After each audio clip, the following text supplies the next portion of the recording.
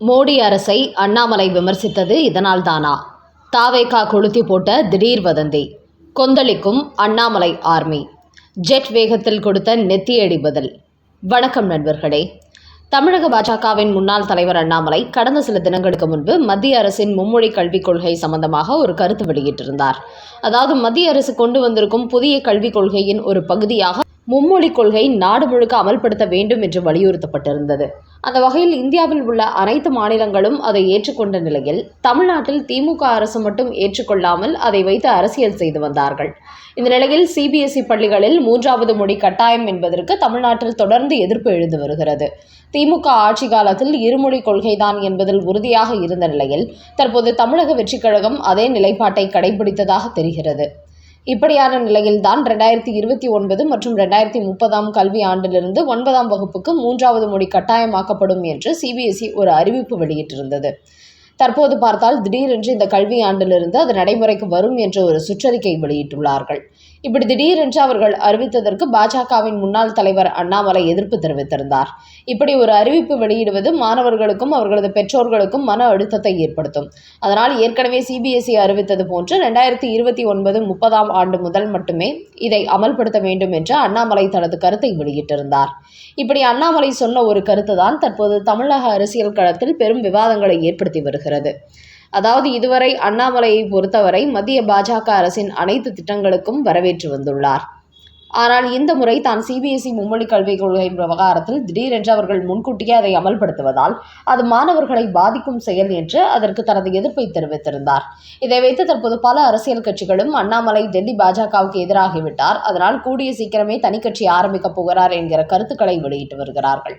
ஆனால் இந்த நேரத்தில் தமிழக வெற்றிக் கழகத்தினர் அண்ணாமலை தங்களது கட்சிக்கு வருவது போன்று சோசியல் மீடியாவில் ஒரு செய்தியை வைரலாக்கி வருகிறார்கள். அதோடு அண்ணாமலையை பொறுத்தவரை ஒரு சிறப்பான தலைவராக தனது செயல்பாட்டை வெளிப்படுத்தியவர்.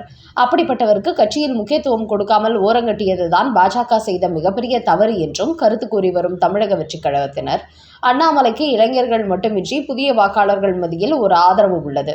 அப்படிப்பட்டவரை அவர்கள் சரியாக பயன்படுத்திக் கொள்ளவில்லை. அதனால்தான் கடந்த ஓராண்டுக்கு மேலாக அமைதி காத்து வந்த அண்ணாமலை தற்போது மத்திய பாஜக அரசின் செயல்பாட்டை விமர்சனம் செய்திருக்கிறார். ஆனால் தமிழக வெற்றிக் கழகத்தை பொறுத்தவரை திறமையான இளைஞர்களுக்கு முக்கியத்துவம் கொடுக்கிறோம். அந்த வகையில் அண்ணாமலை விரைவில் பாஜகவிலிருந்து விலகி விஜய் தலைமையிலான தமிழக வெற்றிக் கழகத்திற்கு வருவதற்கான வாய்ப்பு அதிகரித்துள்ளது. அவரிடத்தில் தாவேகாவின் முக்கிய புள்ளிகள் பேச்சுவார்த்தையில் ஈடுபட்டு வருவதாக ஒரு செய்தியை பரப்பிக் கொண்டு வருகிறார்கள்.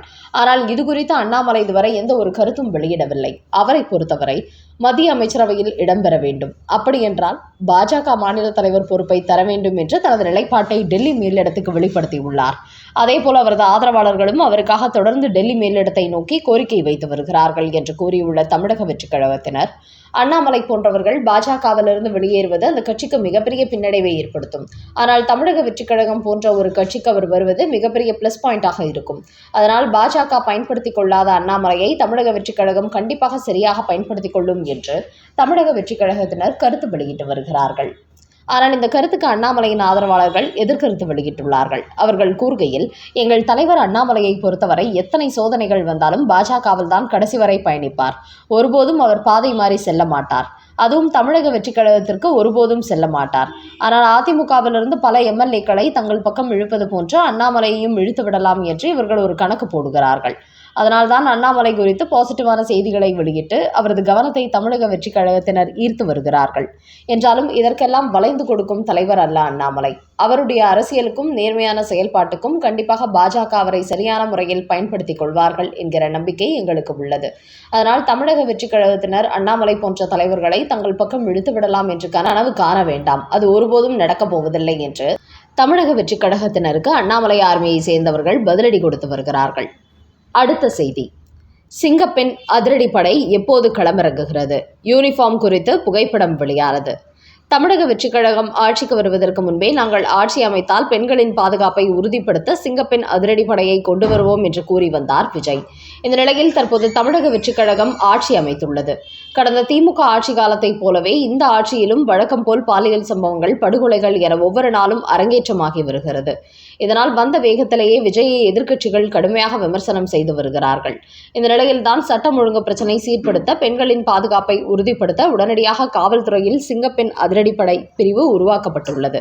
குறிப்பாக பள்ளி, கல்லூரிகள், ஐடி பார்க்குகள், கோவில்கள், ரயில் நிலையங்கள் என மக்கள் அதிகமாக கூடும் இடங்களில் பெண்களின் பாதுகாப்பை உறுதிப்படுத்துவதற்காக நவீன கருவிகள் பொருத்தப்பட்டுள்ளன. யூனிஃபார்ம் டிசைனுடன் இவர்கள் உடை வழங்கப்படுகிறது. பொதுவாக தமிழக காவல்துறைக்கும் காக்கி நிறத்தில் 2 சட்டைகள் யூனிஃபார்ம் கொடுக்கப்பட்டுள்ள நிலையில், இந்த சிங்கப்பெண் அதிரடிப்படைக்கு நீல நிற சட்டையும் காக்கி நிற பேண்ட்டும் கொடுக்கப்படுகிறது. இந்த திட்டத்தின் தொடக்க விழா கடந்த 27ஆம் தேதி சென்னையில் உள்ள ராஜரத்னம் ஸ்டேடியத்தில் நடக்க இருந்தது. விஜய் கலந்து கொண்டு தொடங்கி வைத்திருந்தார். அதற்கான ஏற்பாடுகள் நடைபெற்று வந்த நிலையில் திடீரென்று இந்த விழா ரத்து செய்யப்படுவதாக அறிவித்தார்கள். இந்த நிலையில் இன்று இந்த நிகழ்ச்சி சென்னையில் நடைபெற இருப்பதாக நேற்று மாலை செய்திகள் வெளியாகின. மேலும் தமிழ்நாட்டில் விஜய் ஆட்சிக்கு வந்த பிறகு திமுக ஆட்சியை விட அதிகமான குற்றச்செயல்கள் நடைபெற்று வருவதால் சட்டம் ஒழுங்கை விஜய் சரிப்படுத்த வேண்டும் என்று பலதரப்பட்ட கோரிக்கைகள் எழுந்து வருகிறது. மேலும் இந்த சிங்கப்பெண் அதிரடிப்படையில் இணைந்துள்ள அனைவரும் தற்போது பயிற்சி கொடுக்கப்பட்டு வருகிறதாம். காரணம், இந்த படையை முழுமையாக களத்தில் இறக்கிவிட்ட பிறகும் வழக்கம் போல் பெண்களுக்கு எதிரான குற்ற சம்பவங்கள் நடந்து வந்தால் அது கடுமையான விமர்சனங்களை ஏற்படுத்தும் என்பதால் ஒரு பிரிவை மட்டுமே தற்காலிகமாக இறக்கிவிட்டு மற்றவர்களுக்கு முழுமையாக பயிற்சி கொடுத்து களத்தில் இறக்கிவிட வேண்டும் என்று திட்டமிட்டிருப்பதாக தகவல்கள் வெளியாகியுள்ளன. அடுத்த செய்தி. எம்எல்ஏக்களை பிடிப்பதை விட்டுவிட்டு மற்றவர்களை பிடியுங்கள். விஜய்க்கு எதிராக உதயநிதி வெளியிட்ட பதிவு. தற்போது சட்டசபை எதிர்க்கட்சி தலைவராக இருக்கும் உதயநிதி ஸ்டாலின் விஜயின் செயல்பாட்டை தொடர்ந்து விமர்சனம் செய்து வருகிறார். இந்த நிலையில் தாவேக ஆட்சிக்கு வந்த பிறகும் நடக்கும் குற்ற சம்பவங்களுக்கு எதிராக அவர் தனது எக்ஸ் பக்கத்தில் ஒரு பதிவு போட்டுள்ளார். அந்த பதிவில் சென்னையில் உள்ள கோடம்பாக்கத்தில் 3 காவலர்கள் சேர்ந்து ஒரு சிறுவனை கட்டாயப்படுத்தி மது அருந்த வைத்து பாலியல் சம்பவத்தில் ஈடுபட்டுள்ளார்கள். அதையடுத்து வேளச்சேரியிலும் வாக்கிங் போன ஒரு 61 வயது பெண்மணிக்கு இதே பிரச்சனை ஏற்பட்டுள்ளது. இப்படி நாடு முழுக்க சமூக விரோதிகள் அட்டகாசம் அதிகரித்துவிட்டது. ஆனால் முதலமைச்சர் விஜய் அதை பற்றி கவலைப்படாமல் தனது ஆட்சியை காப்பாற்ற மாற்றுக் கட்சிகளிலிருந்து எம்எல்ஏக்களை பிடிக்கும் வேலையை செய்து கொண்டிருக்கிறார். தனது கட்டுப்பாட்டில் இருக்கும் காவல்துறையை கட்டுப்பாட்டில் வைக்க முடியாத இவர் எப்படி சிறந்த ஆட்சியை கொடுப்பார்? மேடையில் நின்று கொண்டு டயலாக் பேசுவது எளிது. ஆனால் அதை சொன்னபடி செயல்படுத்துவது மிகவும் கடுமையான விஷயம். அதேபோல் மற்றவர்களை விமர்சிப்பது எளிது. அதை தாங்கள் செய்து முடிப்பது சாதாரண விஷயம் அல்ல என்று விஜயை விமர்சித்து ஒரு பதிவு போட்டுள்ளார் உதயநிதி ஸ்டாலின்.